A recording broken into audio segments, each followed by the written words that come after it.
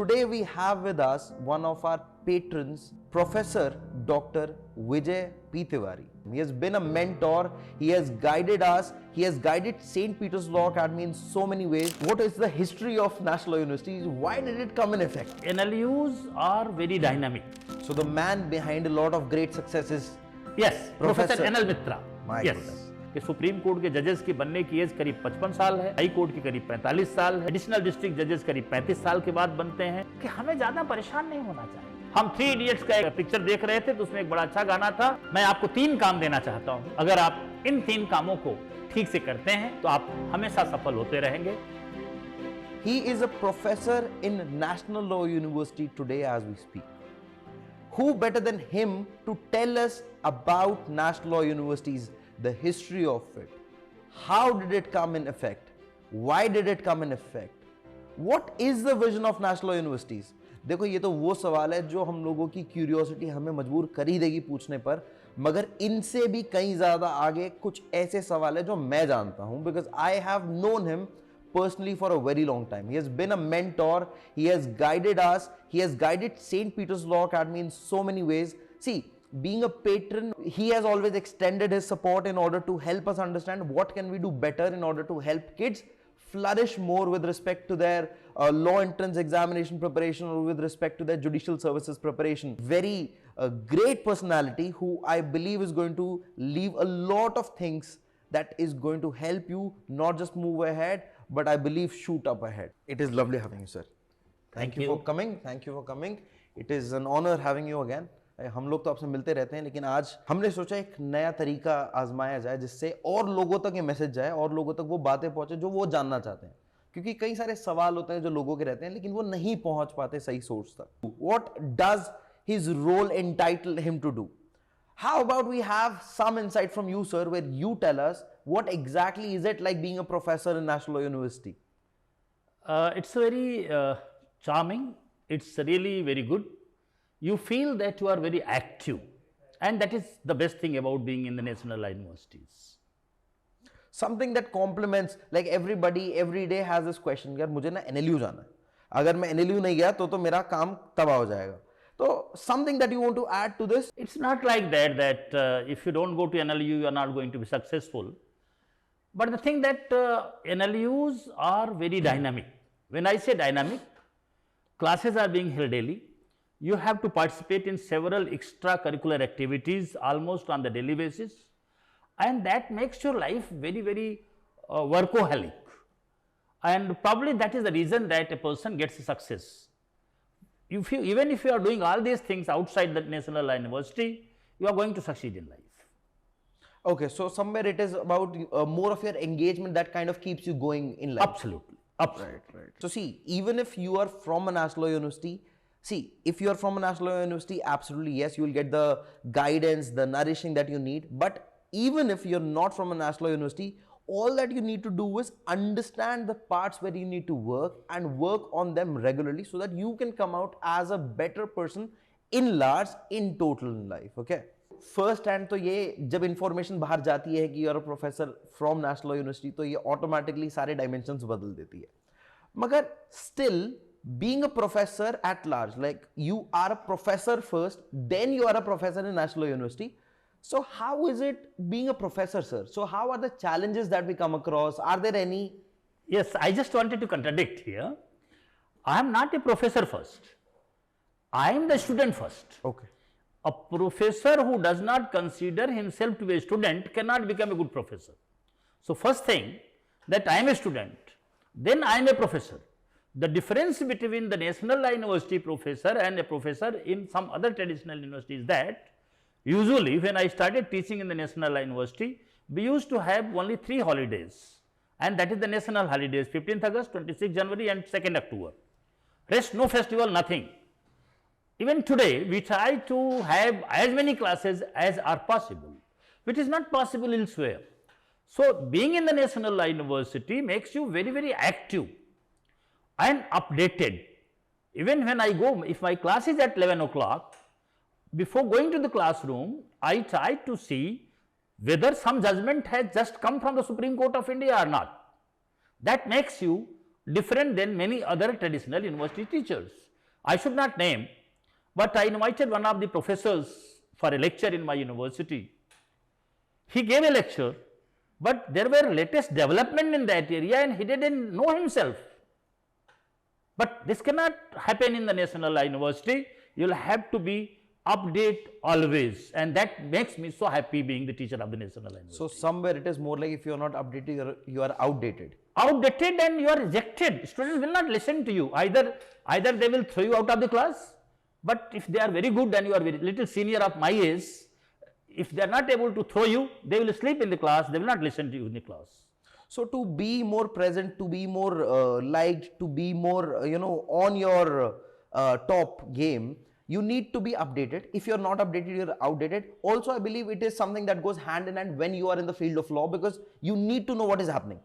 Absolutely. 5 minute पहले क्या हुआ, अगर आपको नहीं पता तो काम गया. You are gone. You're gone. Right. And I must tell you one thing.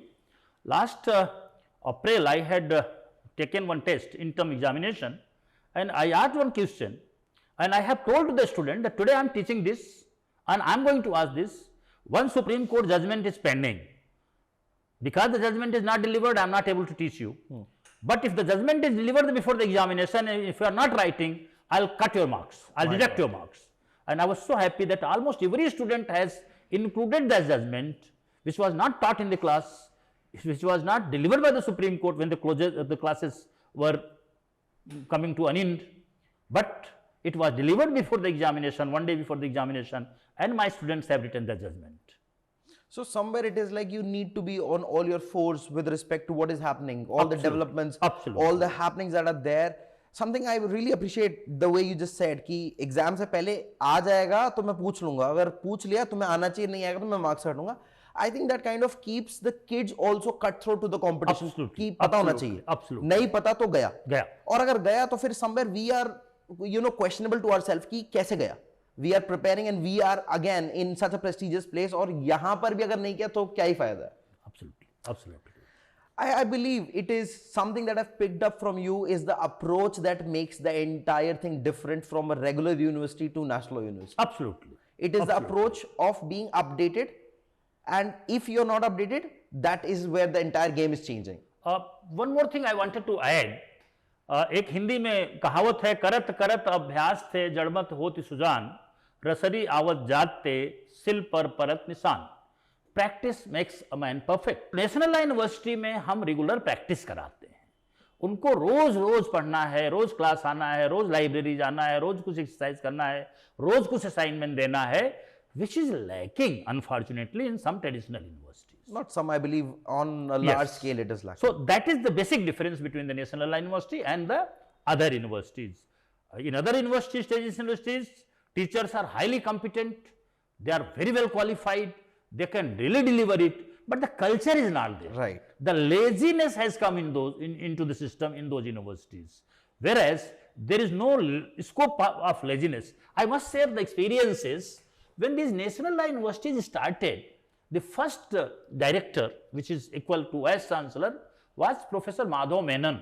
Of course, he was awarded Padma Shri and Padma Bhushan also for his tremendous services for the country. He did not picked up the best teachers because the resources were very limited. पैसे बहुत कम थे और जो well settled teachers थे, बहुत qualified थे, उन्होंने उनको नहीं लिया. नॉर्मल लोगों को लेकर के 24 घंटे मेहनत करवाया, and then he produced the best result. My goodness. Similarly, the next, and he is alive, of course, Professor Madhav Menon is not there, Professor NL Mitra, who was the second director of NLS Bangalore, and who went on to open the National Law University, Jodhpur, and I am a big fan of him. He also never tried to pick the best teachers. He picked anybody. Then he would work on them with respect to making them better. So it's more like आपको कोयला मिल गया, अब आपको कोयले के अंदर से तराशना है, और अगर आपने तराश दिया तो आपको हीरा मिल जाएगा. See, I believe that is something that is, I believe that's a quality of great leaders. They don't always find the best. They find whatever they can have, and then they work on it to make it the best. Very true. Very right. I believe. See, it is more about your approach with respect to life, because not always you will have everything right.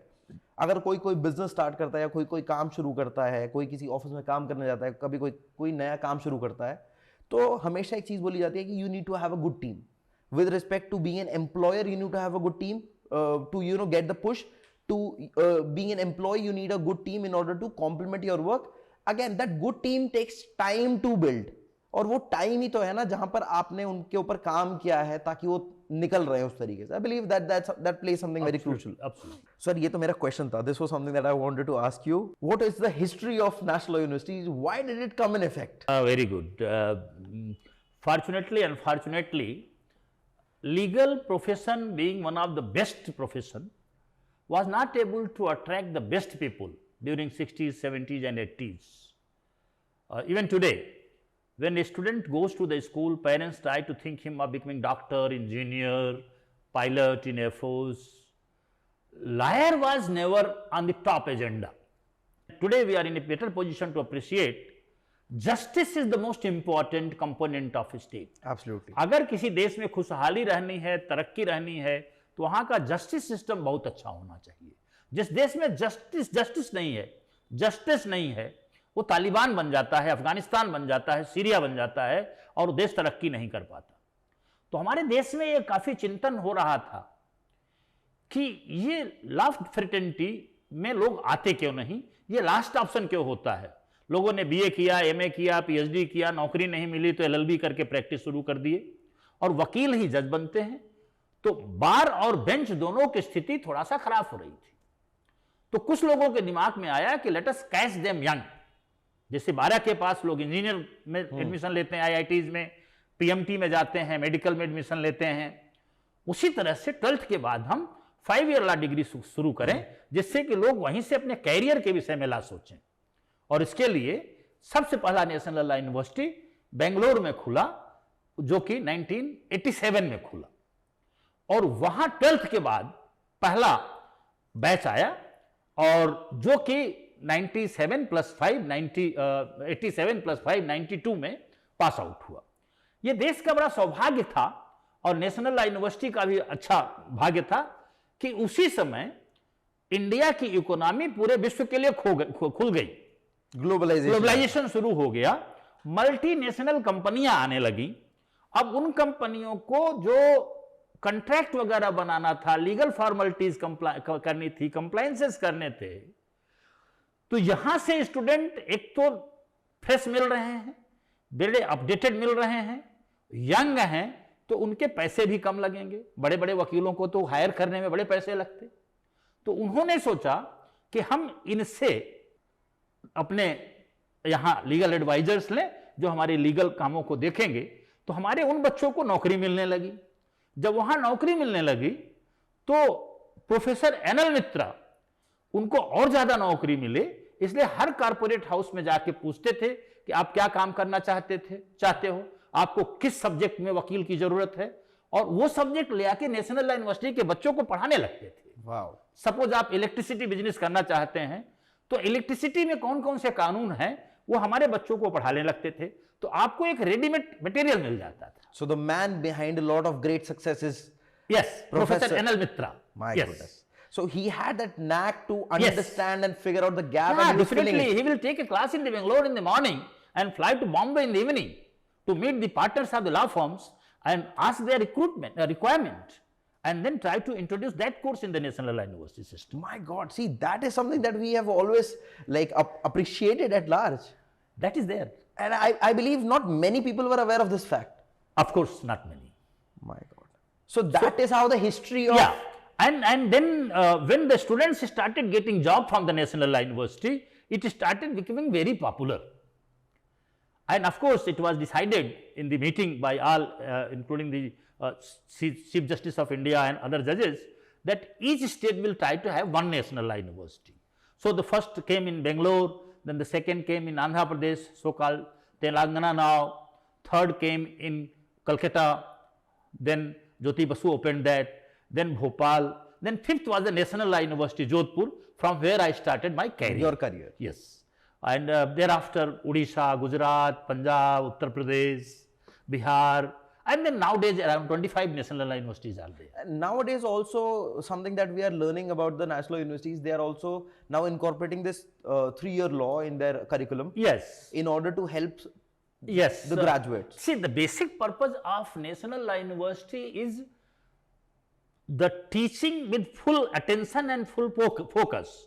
So, whether it is 3 years or 5 years, probably you must have realized that last 25-30 years, even people are leaving IITs and taking admission in the National Law Universities. Yes. People are leaving PMTs and taking admission in the National Law Universities because it has become very good career. See, that is something that people are learning nowadays. Learning now. The scope So, of law is yes, limitless. True. So now 5 years has definitely become very good. But probably all of you know that ignorance of law is no excuse. Absolutely, yes. And hence everybody is supposed to know the law. And a person who has a little senior in who is in a little senior in age, and if he also wanted to come in the law fraternity, he can definitely start learning 3 years law. Right. And if there are people in the 3 years law, why they should not be given the best of education? And that's why the National Law Universities are also starting the 3 years degree. Yes. So somewhere I believe the thing that you said, ignorance of law is excuse for nobody. The Latin maxim of this is even more lovely, you know, ignotia juris non excusat. True. And that's something that the courts also believe for you to know. Yes. अगर भाई आपने murder कर दिया, आप आके कहोगे कि मुझे तो पता ही नहीं था ये सजा है, तो हम थोड़ी मानेंगे. आपको जानना है, that is something that we need you to know. You cannot ignore it. You need to be aware of it. Very good. So that is how the history of national law universities have been. So there was this visionary man behind all of it who made it all possible. Yes. So then comes another question. So is it a national law university? Now, as you just mentioned, every state he then went on to open an university. So is it a national law university or is it a state university? And if it is so, why is the fees so high? Very good. First of all, I must tell you that there are very many people in our country who do not know that what is a central university, what is a state university, what is a private university, and how a university is created. So, I'll seek just 1 minute to tell this, and I feel that this will very important reply. Sir, I would like to add one thing to your honor. So somebody today we have with us is a stalwart of constitutional law. I have witnessed his lectures firsthand, and I know the things that he delivers is beyond imagination. I believe every time that he delivers a lecture, there are hours of preparation that he puts in. The last that I met him, there was this lecture that he delivered, and we had a word like early in the morning at 8 a.m. and the lecture was scheduled at 2, and I had a word and he told me, मैं अभी preparation कर रहा हूँ, prepare कर आपसे बात करता हूँ. अभी lecture के बाद we will sit and we will have a conversation. And post that lecture, I was able to sense what exactly was this all preparation about. So it is not always what we witness firsthand. हम देखते हैं, हम whenever we meet professors, we come across this thing. अच्छा उन्होंने तो पढ़ रखा है तो पढ़ा देंगे. मगर मुझे लगता है everybody who is watching this must know there's a big thing that people ignore, that is preparation. That comes in, you know. One has to not only the knowledge of the subject. See, teaching involves two things. One is the knowledge of the subject. The other one is the technique and how you are going to place it before the audience so that they are able to catch it. We are not the cricketers कि हम ऐसी जगह बाल फेंके कि कोई catch न कर पाए. हम टीचर्स हैं, हमें बाल ऐसी जगह फेंकना चाहिए कि लोग कैच कर सकें. तो कैच कैसे कर पाएंगे, वो किस लेवल के हैं, किस उम्र के हैं, किस टाइम में हम लेक्चर दे रहे हैं, इसका भी फर्क पड़ता है. If I am going to deliver lecture at 10 o'clock, I can state the start and there is no problem. But if my lecture is at 2 o'clock after the lunch, लोग सोने जा रहे हैं, then I cannot start. I'll have to cut some joke. It's more like an approach that again changes it. Yeah. अगर आप ODI में जाओगे तो you have 50 overs to play. If it's T20 you have 20 overs to play. So that is like yeah. So that's something I never given a thought. So we will have to, after preparing the lecture, we will have to think हमारा target audience क्या है, हमारा time क्या है, हमारे पास कौन से time में हम लेक्चर दे रहे हैं, कितने टाइम का लेक्चर है, इसमें क्या क्या डिफ़िकल्ट एरियाज है जो कि हमको उस पर ज़्यादा एम्फेसाइज करना है, किस पे कम एम्फेसाइज करना है जो बड़े आसानी से समझ में आ जाएगा, इसमें क्या क्या क्वेश्चंस बन सकते हैं टफ जो कि बच्चे नहीं पूछेंगे तो आपको ही पूछ करके जवाब देना है. सो मुझे लगता है कि आधे घंटे 1 घंटे सोचना भी पड़ता है कि आप क्या पढ़ाने जा रहे हैं. That is more important. then having the subject knowledge. Then again, there comes this humorous part of you. Yeah, that has to be there. That like every 5-10 minutes of the lecture, there is something that is going to make the class light. Yeah, otherwise they will sleep.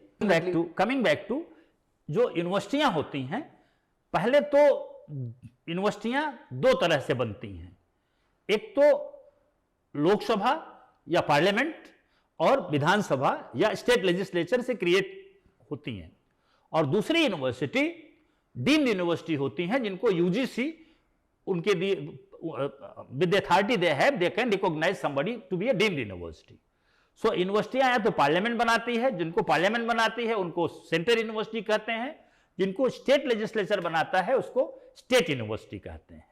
So there are 3 types of university, central university, deemed university and the state university. अब इन तीनों में further 2 तरह की होती हैं. Generally state university में, state यूनिवर्सिटियां 2 तरह की यूनिवर्सिटियां बनाती हैं, एक जिसमें स्वयं पैसा लगाती है और एक जो कि प्राइवेट लोग आकर के कारपोरेट हाउसेस अपना यूनिवर्सिटी खोल देते हैं, जैसे निर्मा यूनिवर्सिटी हो गई या एमिटी यूनिवर्सिटी हो गई, या आज बहुत सारी यूनिवर्सिटियां हैं. यहां गवर्नमेंट यूनिवर्सिटी बनाती है पर वो पैसा नहीं देती, प्राइवेट वाले लोग जो बड़े बड़े बिजनेसमैन हैं वो पैसा लगा के उसके कोर्सेज चलाते हैं. तो इस तरह की यूनिवर्सिटी हो गई. नेशनल यूनिवर्सिटी सरकारी यूनिवर्सिटी होती हैं लेकिन वो स्टेट की होती हैं. नेशनल नाम इसलिए है कि इनका कैरेक्टर नेशनल होता है. आप किसी भी नेशनल यूनिवर्सिटी को देख लीजिए, कम से कम 12, 15, 20 स्टेट से बच्चे वहां पढ़ते हैं. जनरली जो स्टेट यूनिवर्सिटियां होती हैं तो वहां लोकल पॉपुलेशन को कैटर करते हैं. लगभग 85% लोकल ऑडियंस, 95% टाइल से 95% लोकल होते हैं. नेशनल यूनिवर्सिटी में 50% आजकल बहुत जगह रिजर्वेशन है, तो 50% तो लोकल स्टेट के होते हैं, वो भी पूरे स्टेट के होते हैं, सिर्फ उसी सिटी के नहीं होते. स्टेट यूनिवर्सिटी में उसी सिटी के होते हैं. अगर औरंगाबाद की कोई यूनिवर्सिटी है तो नागपुर का लड़का जाकर के औरंगाबाद में नहीं पढ़ता. लेकिन अगर कोई नेशनल यूनिवर्सिटी औरंगाबाद में है तो 50% जो लोकल महाराष्ट्र से आएंगे, जो लोकल रिजर्वेशन है वो बॉम्बे के भी बच्चे होंगे और साउथ के भी, पुणे के भी होंगे, नागपुर के भी होंगे, पूरे स्टेट के होंगे. और बाकी जो 50% है उसमें पूरे देश के बच्चे होते हैं. तो they have the national character. उसी तरह जो टीचर्स होते हैं वो भी पूरे नेशन से होते हैं. That's why they become national. आपने एक बड़ा अच्छा सवाल पूछा कि उसमें पैसे क्यों ज्यादा लिए जाते हैं. हम आपको बता दें, आप एजुकेशन से जुड़े हुए हैं, आप देखते हैं कि एजुकेशन में बहुत ज्यादा इन्वेस्टमेंट की जरूरत है. एजुकेशन बहुत आसान नहीं है. फर्स्टली आप अच्छे टीचर्स को हायर करने के लिए you have to pay very good salary to them. Then library में बहुत सारी किताबें होनी चाहिए, कंप्यूटर होने चाहिए, ऑनलाइन डेटाबेस बहुत ज़्यादा होना चाहिए. और जैसा कि मैंने बताया थोड़ी देर पहले आपको कि हमारे classroom, library, teachers chambers, hostels, हमारे यहाँ एयर कंडीशन हॉस्टल्स हैं, तो हमारा लाखों रुपए तो बिजली का बिल आ जाता है. अब गवर्नमेंट इस तरह की सुविधाएं प्रोवाइड नहीं कर पाती क्योंकि गवर्नमेंट के पास इतने फंड नहीं. गवर्नमेंट क्या करती है, यूनिवर्सिटी खोलती है, लैंड दे देती है, बिल्डिंग बना देती है, पर आपको जो रेवेन्यू एक्सपेंडिचर है, जो रिकरिंग एक्सपेंडिचर है, आपको जनरेट करना पड़ता है. तो अगर आप ज्यादा फीस नहीं लेंगे तो न तो best of the best teachers रख पाएंगे, न तो best of the best library रख पाएंगे, न ऑनलाइन डेटाबेस रख पाएंगे. फिर वो नेशनल यूनिवर्सिटी भी एक ट्रेडिशनल यूनिवर्सिटी का डिपार्टमेंट बन जाएगा. ऐसा खोलने का कोई फायदा नहीं है. इसलिए हम थोड़ा पैसा ज्यादा लेते हैं. फिर भी मैं आज आपके माध्यम से बताना चाहता हूं पूरे देश के विद्यार्थियों को कि हम उतनी ज्यादा फीस नहीं ले रहे हैं. हमारा पूरा खर्चा नहीं चल पाएगा अगर गवर्नमेंट 2020 में हम लोगों को सपोर्ट ना करे तो. अगर हम ये फंड्स ना आएंगे तो शायद हमारी यूनिवर्सिटीज बंद होने लगेंगी. और will have to increase the fees. Right. बहुत सारी यूनिवर्सिटियां ऐसी हैं जो 10 से 12 लाख रुपए पर ईयर फीस ले रही हैं. हम बहुत कम फीस ले रहे हैं. हम कोशिश करते हैं कि उतनी फीस लें जिससे कि हमारा खर्चा चल सके, और वो भी कॉम्प्लीमेंट होता है गवर्नमेंट के फंड से. और जब वो हमारा खर्च कम पड़ने लगता है तो हम गवर्नमेंट से अप्रोच करते हैं कि साहब हमको सपोर्ट करिए. तो governments are very generous. Usually governments are really very generous, क्योंकि हमारी नेशनल यूनिवर्सिटियां बहुत अच्छा काम कर रही होती हैं. तो थोड़ा बहुत जो हमारा शॉर्टेज होती है गवर्नमेंट दे दिया करती है. Wow. See, this is something that people don't know. ये वो चीजें नहीं है ना जो आपको मिलती है, पता चलती है, आप पढ़ते हो. These are some things which you only learn about when you're in conversation with somebody. So, like I said in the starting, you're going to take away a lot of things from this talk because this is a very important conversation, very important things, there are very important things which need to be talked. अब हम लोग बात करते हैं, हमने सोचा था कि इसको आप तक भी पहुंचाएं, इसीलिए बिल्कुल ऐसे ही बने रहना लास्ट तक, आपको बहुत मजा आने वाला है. Now that is how the history. ठीक है, अच्छा अब विजन क्या है नेशनल लॉ यूनिवर्सिटीज का? जैसे जनरली अभी आपने खुद ही एक बात बताई कि उस टाइम पे ग्लोबलाइजेशन आया तो हमारे ज्यादातर बच्चे कॉर्पोरेट सेक्टर्स में जाने लगे, मगर आज भी हम देखते हैं तो नेशनल लॉ यूनिवर्सिटीज का एक काफी बड़ी ऑडियंस है जो कॉर्पोरेट सेक्टर्स में जाती है.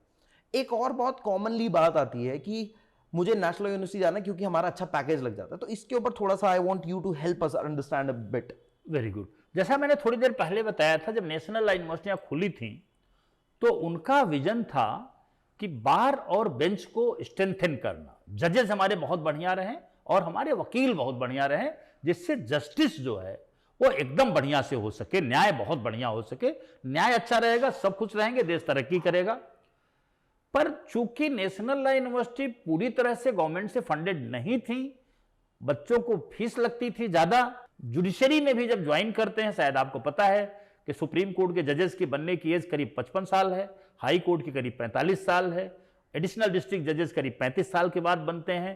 तो आप जब 22, 23, 25 साल में जब आप डिग्री पूरी कर रहे होते हैं तो आप मजिस्ट्रेट बन सकते हैं, लोअर जुडिशरी में जा सकते हैं. तो आपका पैसा नहीं वसूल हो पाता था, इसलिए लोग कॉर्पोरेट सेक्टर में जाने लगे. तो अब हमारे पास बार और बेंच में कम आ रहे हैं, कॉर्पोरेट सेक्टर में ज्यादा जाते हैं नेशनल लॉ यूनिवर्सिटी के बच्चे. वो उनकी मजबूरी है. मैं आपके माध्यम से अपील करना चाहता हूं सीनियर एडवोकेट्स जो सुप्रीम कोर्ट और हाई कोर्ट में प्रैक्टिस करते हैं कि वो हमारे बच्चों को लेकर के फ्री में अपना जूनियर ना बनाएं, उनका जो खर्चा है वो दें और कुछ थोड़ा ठीक से उनको उनकी सैलरी दें. तो मुझे ऐसा नहीं लगता कि हमारे बच्चे नहीं आएंगे. और जुडिशरी की तनख्वाह भी लोअर लेवल पे अब काफी ठीक हो गई है. So what is the highest package the kids get in national university? I must tell you, जो कि अगर फॉरेन की लॉ फॉर्म्स ले गई आपको तो करोड़ों में होता है.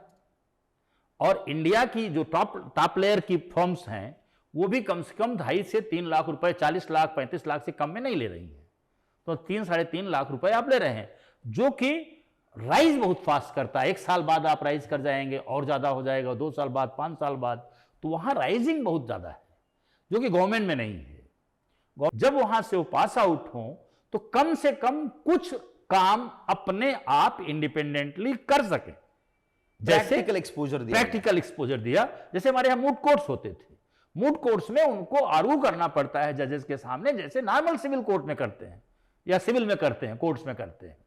तो अब बच्चा मूट कोर्ट में अपीयर करने के पहले रिसर्च करता है. एक प्रॉब्लम दी जाती है, सपोज एक तलाक का केस है, तलाक किन किन ग्राउंड्स पे मिलेगा, रिसर्च करता है, एक पिटीशन बनाता है जिसको हम मेमोरियल कहते हैं, फिर आर्गू करता है.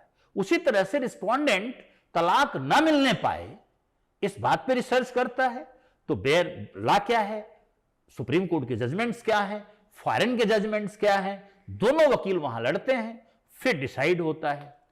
अब ये लड़का जो एक तलाक के केस पे मूट कोर्ट कर चुका है, जब पास आउट होके बाहर आएगा और उसको कोई तलाक का केस मिलेगा, I am very sure he will not have any difficulty. Right.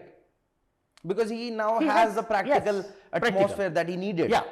So he got the practical exposure that he needed in order to come in the real court and do.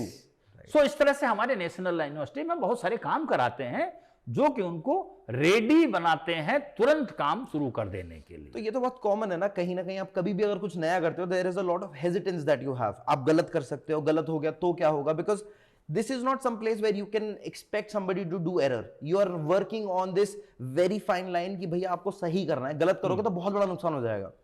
और in order to avoid that, the more and more moot courts help kids, the more and more theoretical के साथ जो practical complementary knowledge मिलती है वो काफी help करती है. तो मुझे लगता है these things help kids majoritarily. Definitely. Like the majority of the kids who participate in these activities are far more flourished in order to start the practice. And we have the compulsory internship also. So we have various channels, like in the beginning they will intern with some NGOs or some district courts, advocates at the district court level. Then they keep going to the law firms, high court advocates, high court judges, Supreme Court advocate, Supreme Court judges. So in Every 6 months there is internship for 1 month. So something like we are pushing them. Yes. कि भाई आपको करना है, Yes. नहीं करोगे तो problem है. Yes. और अगर आप कर रहे हो तो हाँ, आप शायद अभी हमें कोसोगे, लेकिन 5 साल के बाद जब आप बाहर निकलोगे, आपसे ज्यादा खुश व्यक्ति नहीं होगा. The same line that you were telling me Yeah, earlier, yeah. कि people condemn teachers on a scale, but people appreciate teachers on one scale who have accomplished things in life. True, true. And you are only able to accomplish things if you are pushed to that level. True. भाई अब आप court नहीं जाओगे, practice नहीं करोगे, तो आप कल जब कोर्ट जाओगे आपके लिए सब नया है. और अगर सब नया है तो आप कोसोगे, अरे सर ने अगर बताया होता. और अगर सर ने बताया है और सर ने कहा ये करना है, तो कहीं ना कहीं आप अभी कोस रहे हो, सर इतनी मेहनत कराते हैं. अब 5 साल बाद जब आप कोर्ट जाते हो तो आप कहते हो अरे सर ने करा दिया था इसलिए हो गया. So now you are searching for them कि और फिर वो दूसरे जूनियर बच्चों को कहते हैं कि सर डांटते तो हैं लेकिन सुन लेना बाद में बहुत काम आएगा. हाँ, right, that comes very handy. That comes very handy. नहीं, see, these are the things that I believe kids must take at large, must keep in real consideration. Many times, many of our teachers are mad at us. बहुत बार वो गुस्सा होते हैं, इसलिए नहीं क्योंकि उनको गुस्सा ना हो, इसलिए होते हैं क्योंकि वो हमसे कुछ उम्मीद कर रहे थे मगर हम वो नहीं कर पाए. उनका उम्मीद करना गलत नहीं है, उन्होंने हमारे अंदर जरूर कुछ देखा है जिस वजह से उम्मीद करी. अगर हम उसमें फेल हो रहे हैं तो डेफिनेटली डिसअपॉइंटमेंट होगी. और अगर डिसअपॉइंटमेंट है, it is not sit and hate them, it is not sit and be mad at them, it is sit, discuss your problem, you will find a solution. Because I believe that is something that I have had in my life. Every time that I have hit a roadblock, I have sat with my teachers and they have literally guided me from A to Z. अच्छा कोई बात नहीं, भूल जाओ, starting से करते हैं.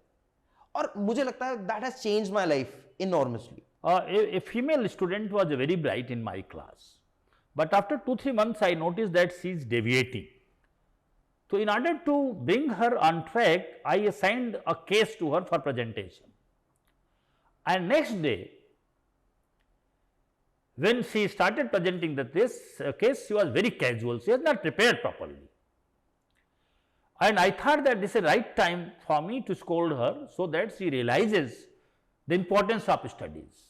And I scolded left and right. And she started weeping in the classroom. But I was very happy the moment I reached to my chamber, she followed me and said sorry, and she told that give me one chance and I will prepare it very nicely. That was my purpose. My purpose was to bring her back on the studies.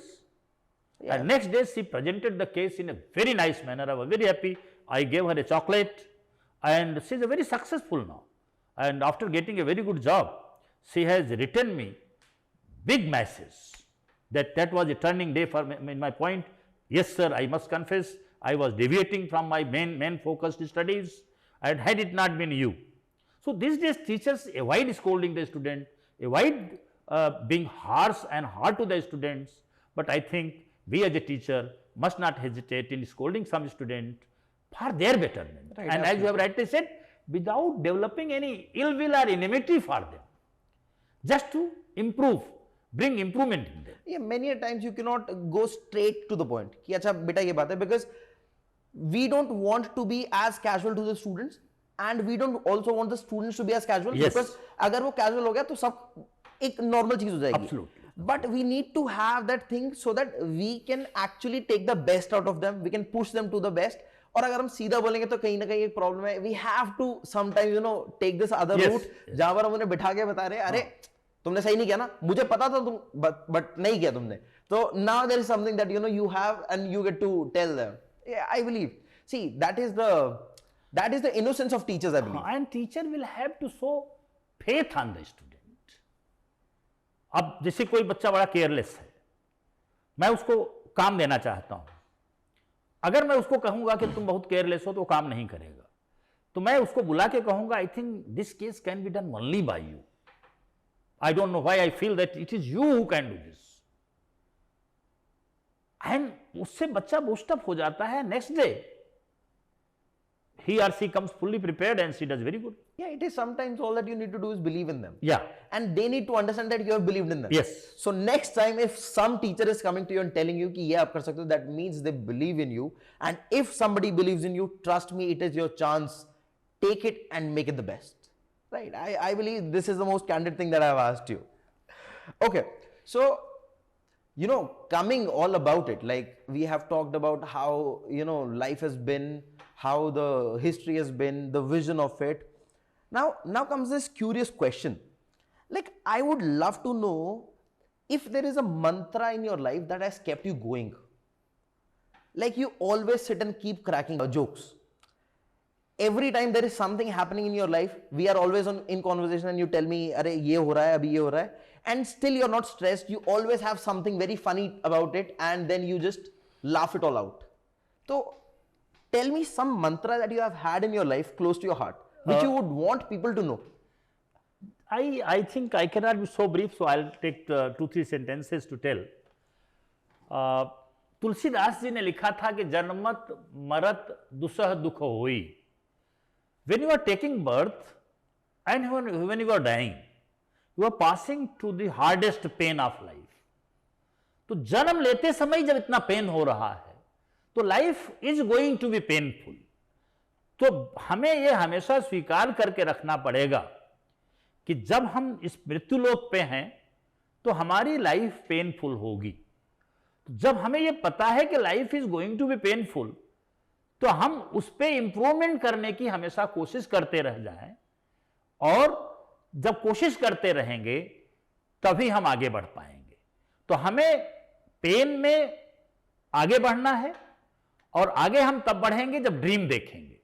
और dream देखने के लिए आपको कुछ जानकारी हासिल करनी पड़ेगी, तभी आप ड्रीम देखेंगे. फिर ड्रीम को पाने के लिए मेहनत करनी पड़ेगी, फिर और आगे ड्रीम देखना पड़ेगा. ज्यादा बड़ा ड्रीम देख करके डिप्रेशन में नहीं जाना है. मैं आज ड्रीम देखना शुरू करूं कि मैं प्राइम मिनिस्टर बन जाऊंगा, तो मैं नहीं बनूंगा. I can not become the prime minister, that is for sure. But अगर मैं ये ड्रीम करूं कि अभी मैं किसी ऐसे यूनिवर्सिटी में प्रोफेसर हूं जो थोड़ा कम अच्छी है, पर मैं इससे बड़ी यूनिवर्सिटी में प्रोफेसर बनना चाहूं, या विदेश में जर्मनी में प्रोफेसर बनना चाहूं, तो बन सकता हूं. तो आप ड्रीम एक हायर लेवल का देखिए. जब आप परेशान हो तो एक हिंदी का गाना था जिसको मैं भूल रहा हूं, आप रिसर्च करके देख लीजिएगा, कि अपना गम तो कुछ भी नहीं, दूसरे का गम देखा तो बहुत ज्यादा था. और तीसरी बड़ी बात यह है कि हमें ज्यादा परेशान नहीं होना चाहिए. हम 3 इडियट्स का एक पिक्चर देख रहे थे, तो उसमें एक बड़ा अच्छा गाना था जिसमें लिखा था, मुर्गी क्या जाने अंडे का क्या होगा, लाइफ मिलेगी या तवे पे फ्राई होगा. अब आप देखिए, पता ही नहीं है जिंदगी में क्या होने वाला है. हम रहेंगे भी कि नहीं रहेंगे, तो कहे के लिए टेंशन लें. Be happy. आज जहां हैं, जैसे हैं, खुश रहें, आगे की सोचें, आगे बढ़ने की सोचें, और लाइफ को एंजॉय करें. That is all. That is the मंत्र. Right. So it is more like take one step at a time. One step at a time. Be present. Be present. And we already know it is going to be painful. So rather than thinking about the painful part, think about the things that you can do in order to, you know, not feel that pain. हाँ. Right. And just keep going. Yes.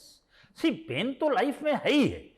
Tulsidas ji ने लिखा, मुझे याद तो नहीं है कि पैदा होते समय मुझे कितना कष्ट हुआ था, पर सब लिखते हैं, सब कहते हैं, तो पेन तो होगा ही. और इसीलिए बच्चा पैदा होने के बाद रोना शुरू कर देता है. पेन होता होगा तभी रो रहा होता है. तो पेन तो है, पर आपको को ये डिसाइड करना है कि उसी पेन में रहना है या उस पेन से थोड़ा ऊपर उठना है. और जब आप थोड़ा ऊपर उठते हैं तो आपको कितनी खुशी मिलती है. अब लाइक मेरी जिंदगी में कई बार जब मेरी क्लास बड़ी अच्छी हो जाती है तो वापस आने के बाद क्या सेटिस्फैक्शन मिलता है, मजा आ जाता है. या कभी आप जिंदगी में टॉप करते हैं, पेन मिला, रात भर आपने पढ़ाई की, रात में सो नहीं पाए, बहुत पेन मिला, पर दूसरे दिन जब लेक्चर अच्छा हो गया, वाव, मजा आ गया. Sir, if you would have not been an academician, what else would have you been? What would have been your alternate career? 4 things attract me a lot. मुझे जर्नलिज्म बड़ा अच्छा लगता था, वकालत बड़ी अच्छी लगती थी, प्रैक्टिस, और प्रोफेसरी. अच्छी बात यह है कि मैं प्रोफेसर बन गया, मेरा बड़ा बेटा वकील बन गया, छोटा बेटा जर्नलिस्ट बन गया. तो ये मेरे तीनों ड्रीम फुलफिल हो गए. एक और चीज जो मुझे बहुत अट्रैक्ट करती है वो है सोशल वर्क. मुझे ऐसा लगता है कि समाज में बहुत कष्ट है और मुझे समाज के लिए कुछ समय देना चाहिए. समाज में जाकर के लोगों को बताना चाहिए कि आप कैसे ज़िंदगी जिएं, कैसे आगे बढ़ सकते हैं, खासकर बच्चों को, और लड़ाई झगड़ा समाज में कम हो, भाई बंदी रहे समाज में, जिसको कि हमारे प्रिम्बल में फ्रेटर्निटी कहा गया है। तो मेरी इच्छा ये है कि मैं थोड़ा समय निकाल करके और जा करके कुछ सामाजिक काम भी किया करूं। अच्छा, तो if you would have not been an academician, you would have probably either been a lawyer journalist or you would have been a journalist और social worker. or social worker. Sir, how is life as a professor? As I recall it correct, I believe you started your life in the Air Force. Then as it kept going, as in time, you left that job. You made the switch into academics. And this is not a very common thing. Nobody would prefer leaving a government job. Nobody would prefer leaving a government service, switching in some place where he or she is unaware kya hoga. But still you made that choice. You left the government services, you made that switch. Tell me about the struggles, the things that haunted you the most, because every time we talk about just the success, it is very, it's like very rare that we talk about the struggles and the hardships that we face. So tell me about the things that you had faced in that duration when you were switching. What were the challenges and things like?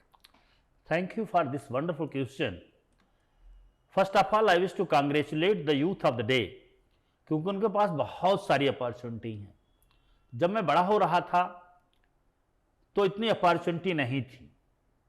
Job की crisis हमेशा रही थी और हमारे time में बहुत ज़्यादा थी। मैं गांव में था, मुझे जॉब की कैटेगरीज क्या होती हैं, क्लास 1, क्लास 2, IAS, IPS कुछ नहीं पता था। तो हम सोच रहे थे कि हमको कोई नौकरी मिल जाए, और हमको एयरफोर्स की नौकरी मिल गई। मुझे अभी भी याद आता है जब मैं एयरफोर्स स्टेशन सामरा, जो कि बेलगाम में है, गोवा के पास, वहाँ ट्रेनिंग के लिए गया, तो पूछा जा रहा था सभी से कि आपने नौकरी क्यों ज्वाइन किया है। तो सब कह रहे थे देश सेवा के लिए, देश सेवा के लिए। जब ये प्रश्न मुझसे पूछा गया तो मैंने कहा कि मैं नौकरी ढूंढ रहा था, ये नौकरी मिल गई इसलिए मैंने ज्वाइन कर लिया। और वो जो ऑफिसर पूछ रहे थे, was very happy because I had given the honest answer. बाद में उन्होंने पूछा कि जो देश सेवा के लिए आए हैं उनको अगर तनख्वाह न दें तो कितने महीने काम कर सकते हैं, और बिना तनख्वाह के काम करने के लिए कोई तैयार नहीं था। जब मैं एयरफोर्स में ज्वाइन कर लिया तब मुझे पता चला कि इस नौकरी के अलावा भी बहुत सारी अच्छी नौकरियां हैं। वहां के ऑफिसर ने मुझे मोटिवेट किया, मैंने पढ़ाई लिखाई शुरू किया। ट्रेनिंग सेंटर में मैंने टॉप किया, मुझे 2 पुरस्कार मिले, बेस्ट इंटेट, बेस्ट ऑलराउंडर। फिर एक जगह मैं एयरफोर्स सिलेक्शन बोर्ड में गया, ये जानने के लिए कि ऑफिसर्स कैसे बनते हैं, जिससे मैं अपनी नेक्स्ट जनरेशन को गाइड कर सकूं। वहाँ एक जो प्रेसिडेंट थे उन्होंने मुझे मोटिवेट किया कि मुझ में बहुत सारी क्वालिटीज़ हैं, मैं आगे बढ़ सकता हूँ। और उनके मोटिवेशन से और बहुत सारे अफसर्स के मोटिवेशन से मैंने पढ़ाई लिखाई जारी किया। और जब एक लेवल पे पढ़ाई पूरी हो गई, मुझे लगा कि मैं बाहर और बेटर काम कर सकता हूँ। तो फिर मैंने सोचा कि ये तो मेरी नौकरी चॉइस की नहीं थी, चांस की थी, एयरफोर्स की। अब मैं कोई नौकरी अपने चॉइस की करूं, तो मैं अपनी चॉइस से एयरफोर्स मैंने छोड़ दिया 15 साल नौकरी करने के बाद, क्योंकि एयरफोर्स में 15 साल में पेंशन मिलने लगती है। I am a pensioner from air force, getting pension from air force for last 22 years. और फिर मैं पहले टीचिंग में कम इंटरेस्टेड था, टीचिंग में नहीं आना चाहता था, क्योंकि मैंने जिस लेवल के कॉलेजेस में पढ़ाई की थी, जिस यूनिवर्सिटी में पढ़ाई की थी, वहाँ बहुत सारा इंफ्रास्ट्रक्चर अच्छा नहीं होता था। मुझे लगता था टीचर्स की लाइफ, क्वालिटी ऑफ लाइफ नहीं है। पर बाद में जब मुझे पता चला, मैंने एक रिसर्च इंस्टीट्यूट देखा जो कि प्रयागराज में है, हरिश्चंद्र रिसर्च इंस्टीट्यूट। पूरी research institute air condition building थी, प्रोफेसर्स के बड़े रुतबे थे। तो मुझे लगा कि प्रोफेसर्स की लाइफ अच्छी है, तो मुझे कहीं ऐसी जगह पढ़ाना शुरू करना चाहिए जहाँ की थोड़ा सा क्वालिटी ऑफ लाइफ भी हो। और ईश्वर की कृपा से फॉर्चुनेटली मुझे नेशनल यूनिवर्सिटी जोधपुर में अपॉर्चुनिटी मिल गई और फिर मैं टीचिंग में आ गया।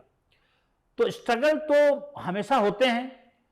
स्ट्रगल में आप डायरेक्ट बहुत ऊपर बढ़ना चाहें तो नहीं बढ़ सकते। मुझे ऐसा लगता है कि स्ट्रगल तो बहुत होता है, लेकिन अगर आप चाहते हैं तो भगवान रास्ते भी दिखाता जाता है। तो बड़ा अच्छा की पॉइंट है जो टेक अवे के लिए मैं चाहूंगा कि everybody who is watching this makes a note on this.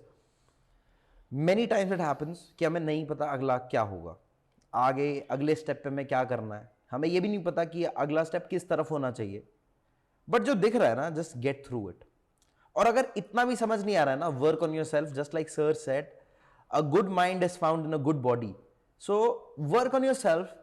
Over the course of time, as you work on yourself, you will definitely find things out in life, and as you will go on in life, a lot of things will be sorted. मैं जानता हूं इस बात को जो sir ने कहा है, और मैं इस बात को बहुत गहराई से मानता भी हूं, क्योंकि मैं खुद देखता हूं इस चीज को. कई बार कई सारी चीजें सिर्फ हमें ना टॉप ऑफ द टिप दिखती हैं, मगर उस टिप के नीचे बहुत सारे लेयर्स हैं और उन लेयर्स के बारे में नहीं मालूम. हम आज दिल्ली में बैठे हैं, दिल्ली में बैठे हुए हमारे सारी चीज़ें हैं, सारी सुविधा है. मैं मानता हूँ ऐसा हमारे देश में और भी काफ़ी जगहों पे है. हमारे देश में ऐसी भी कई सारी जगहें हैं जहाँ पर लोगों को बहुत ज़्यादा नहीं मालूम, मगर थोड़ा थोड़ा मालूम है. अच्छा, हम जज बन सकते हैं, या हम IAS बन सकते हैं, या फिर हम SDM बन सकते हैं. सबको थोड़ा थोड़ा मालूम है. अब जितना मालूम है ना, उसके ऊपर एक्ट करना स्टार्ट करो. जब वहां तक पहुंचोगे, जब उसको अचीव कर लोगे ना, तो डेफिनेटली अगला स्टेप दिखने लग जाएगा. इसीलिए कहते हैं ना, take one step at a time. So every time that you are taking a step, the next step will become clearer. But every time that you will think that you have to take 10 steps in advance, you might stumble and fall. So take one step at a time, just like how sir has said. Notably, this is very important key takeaway that you must all have. Sir, how is life as a professor? Now that you just mentioned about your experience कि आप एक जगह गए तो आपने देखा पूरी building air condition थी. So how is your life as a professor? मैं कभी कभी मजाक करता हूँ. मेरे कुछ दोस्त जज हैं, तो एक बार एक जज से हम गप फांक रहे थे. उसने कहा, यार तुम्हारी लाइफ बेकार है, कुछ नहीं है, हम एंजॉय करते हैं, पुलिस का बॉडीगार्ड है, सैल्यूट मिलता है. तो मैंने जस्ट मजाक में कहा कि देखो, जब तुम सुबह ऑफिस जाते हो तो तुम्हारे सामने जो आते हैं वो कोई रेपिस्ट होता है, कोई डकैत होता है, कोई चोर होता है, सारे क्रिमिनल होते हैं, और तुमको गाली दे रहे होते हैं कि पता नहीं जज खड़ूस दिख रहा है, मुझे फांसी देगा, जेल करेगा, क्या करेगा. और हम जब क्लास में जाते हैं तो फूल जैसे खिले हुए चेहरे, बच्चों के इनोसेंट फेसेस दिखाई देते हैं. सब स्माइल कर रहे होते हैं और सब ये सोच रहे होते हैं कि मैं उनको कुछ न कुछ दूंगा, ज्यादा नहीं तो कम दूंगा, लेकिन कुछ लूंगा नहीं. तो ये जो फीलिंग क्लास में जाने में मिलती है एक प्रोफेसर को, कि अगला भी सोच रहा है कि आए हैं कुछ देंगे ही, और कुछ अच्छा ही देंगे, इससे ज्यादा अच्छा कुछ नहीं हो सकता एक प्रोफेसर की जिंदगी में. And that makes us so satisfied, so happy that nothing can compensate that. So sir, is there some message that you would want to give to the people who are aspiring to become professors, people who are professors existingly, like who are professors right now in other universities and colleges? Is there a message that you would like them to have, them to know, them to polish? Is there something like that? This is the best profession I wanted to tell them. But one thing is there, that they should be happy and they should be satisfied and they should be contented. They should not come in this profession to take something. They should not come for the salary. They should not come for, in this profession for promotion. They should come by choice, not by chance. Even if they come by chance, they should start feeling that they like this profession. Or I tell you, everything is found, the respect you get. Lot of students are there to respect you.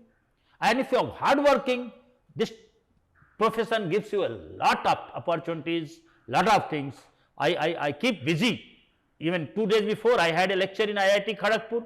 Before that, I was in Delhi University for taking a PhD viva. You see my profile, and I am always busy, because profession gives us a lot of things. And the most important thing, आप next generation के career को बढ़ाने में, बनाने में मदद कर रहे हैं, और वो नेक्स्ट जनरेशन देश का भविष्य है. तो आप देश का भविष्य बना रहे हैं अगर आप टीचिंग प्रोफेशन में हैं. इसलिए मैं सबको चाहूंगा कि आप टीचिंग प्रोफेशन में आएं और पूरी तन, मन और धन से आएं और देश की तरक्की में योगदान करें. मतलब this is not a profession that you come in to make money, or this is not a profession you come in to make name. No. This is a profession where you are coming with a will. Yes. मैं कुछ देना चाहता हूँ, मेरे पास कुछ है, मैं जो देना चाहता हूँ शायद अगर मैंने आपको दे दिया तो आपके पास कुछ ऐसा होगा जो आप कभी नहीं भूल पाओगे. And like you said, it is something that you are contributing to the future generations, actually not one but I believe countless generation. मतलब आप मान लो आज शायद आपने एक बच्चे को पढ़ाया है, कल वो बच्चा जब कहीं और खड़ा होकर 4 बच्चों को बताएगा तो वो वहां पर इंस्पायर होगा, फिर वो 4 लोगों को वो करता है. I think this goes a long way. मुझे लगता है कि आपको लोग सुने, इससे अच्छी बात तो कुछ हो नहीं सकती. और यही एक प्रोफेशन है कि जहां डेली आपको सुनने के लिए कुछ लोग इंतजार कर रहे होते हैं बेसब्री से.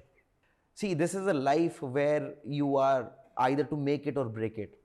Choose the first part because it's very important to make your life into something that you are leaving people inspired. Majority of the times we don't think of the effect that we are going to leave in the society, and that is somewhere where we are failing short.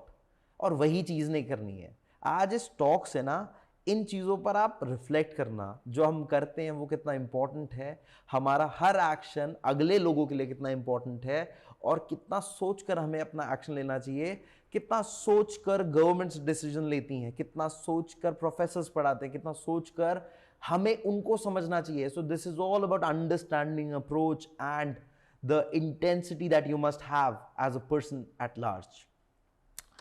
Sir, मेरा एक ना बड़ा curious question है, इसके बाद एक और, and then we will wind this up. Message you would like to leave for all the kids who aspire to pursue law and time. Yes, my dear friend, if you wish to aspire to be in legal profession, I think that is the best wish you can have in your life.